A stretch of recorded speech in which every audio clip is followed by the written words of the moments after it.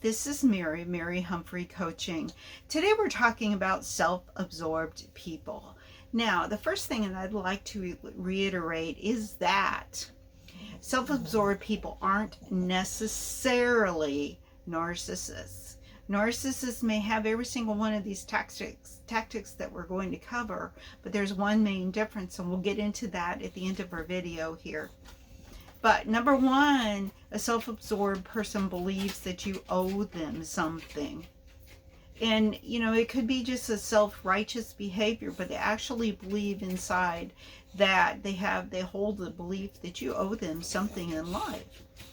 And maybe it means that you talk to them a certain way or you act a certain way, but you owe them something. And they have radar high on this. Their radar's up. They try to get what they want through manipulative tactics.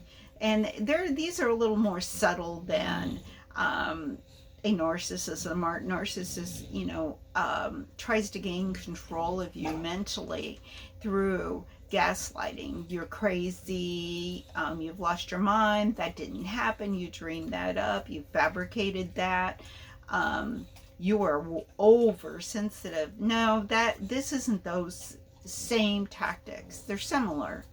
It could be in a conversation that the self-absorbed person didn't get the results that they wanted, and they can pull you aside and say, you know, I really don't appreciate how you said that to me, even though you said it in the kindest words, because they are insecure, just like a narcissist is, but to a lesser degree. They're insecure and they don't like it when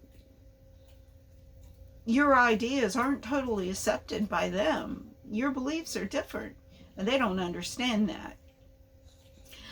So they're preoccupied with their own feelings and beliefs. They try to get what they want through manipulative tactics. And yes, a self-centered person lacks in empathy.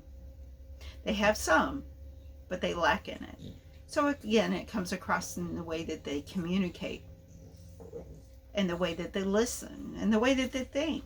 They only see one right way in life, and that's their way. They're not interested in your personal situation. They may be to a small degree.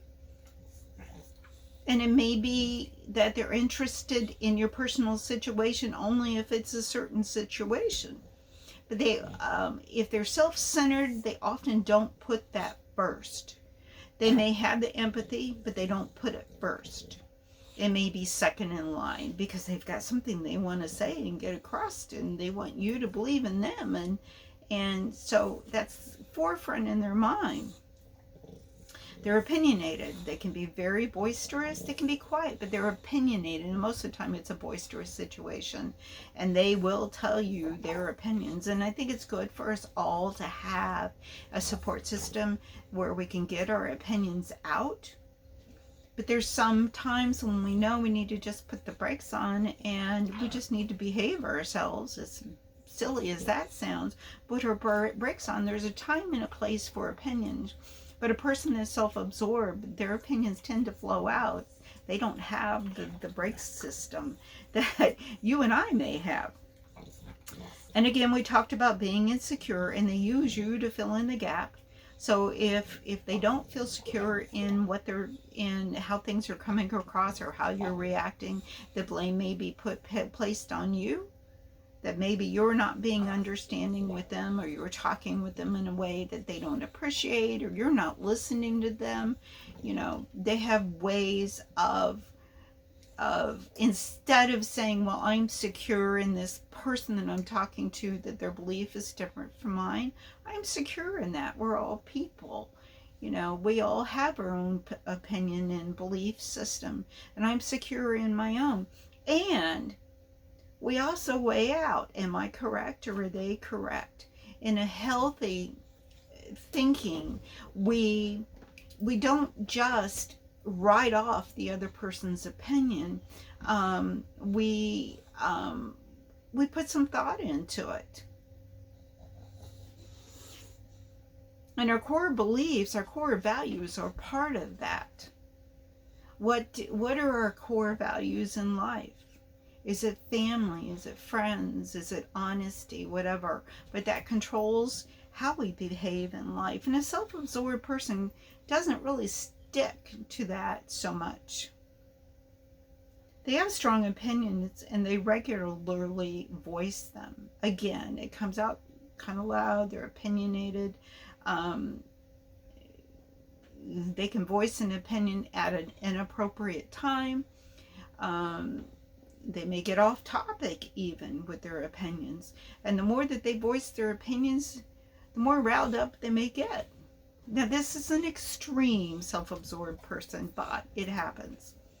They interrupt you when you're talking. They finish your sentences for you, and they don't let you communicate. And it comes across as they're not listening, even though they point the finger at you. A self-absorbed person doesn't say, I don't think you're listening to me, and I don't appreciate that. So, the number one key to communication is listening. If you ask someone, what's the best way to communicate? Yeah, it involves some talking, and it involves some language, and it involves getting your voice across. But the number one thing is to listen.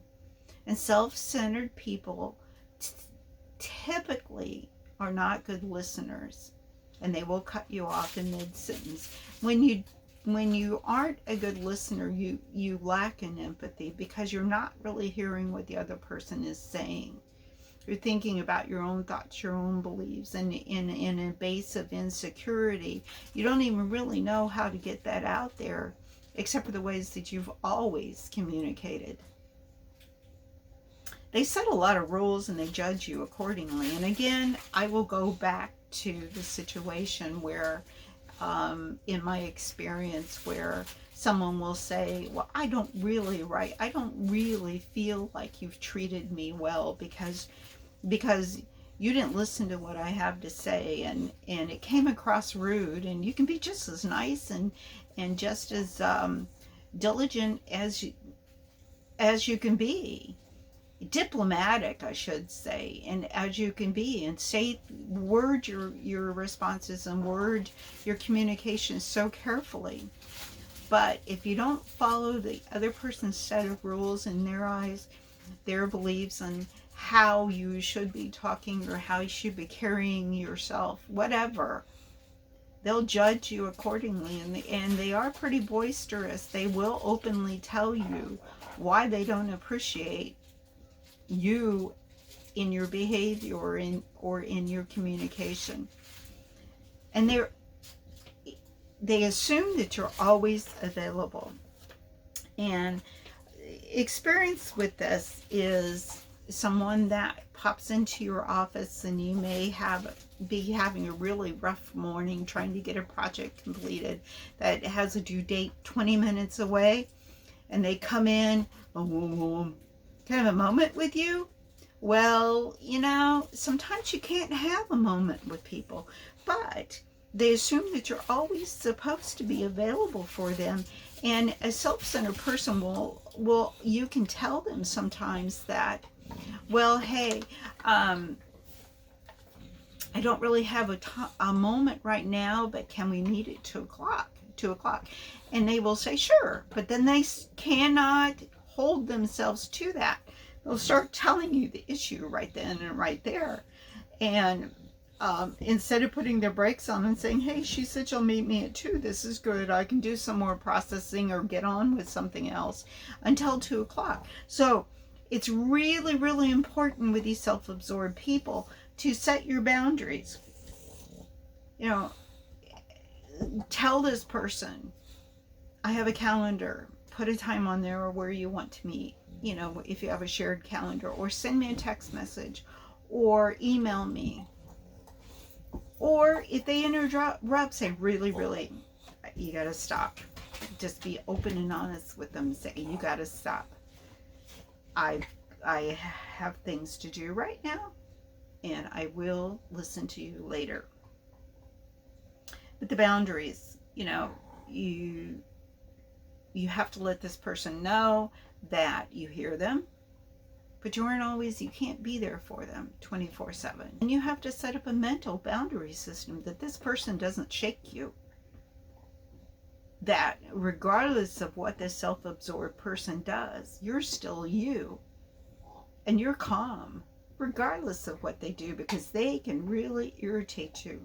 Now, let's talk quickly here about the main difference between a self-absorbed person and a narcissist.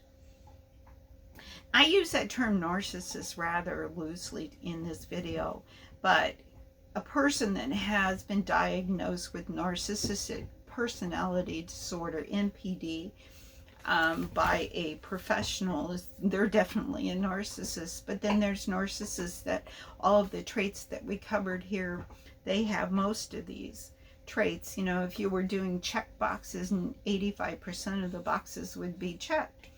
But the biggest thing is a true narcissist lacks in empathy. And I'm talking about just really a total lack in empathy, that they have no empathy for what you have going on in life today. They have no empathy for how you feel or how they hurt you. They have no empathy for you or your situation or your feelings. And they will use your shortcomings and your hurts later in your life. A self-absorbed person, often they have some empathy for some areas in your life. They don't use their lack of empathy against you. It may be in a small degree utilize that because they're thinking about themselves and not others. I'm sorry about the bulldog noises. And so that's the main difference, is just a total lack of empathy. That's a narcissist.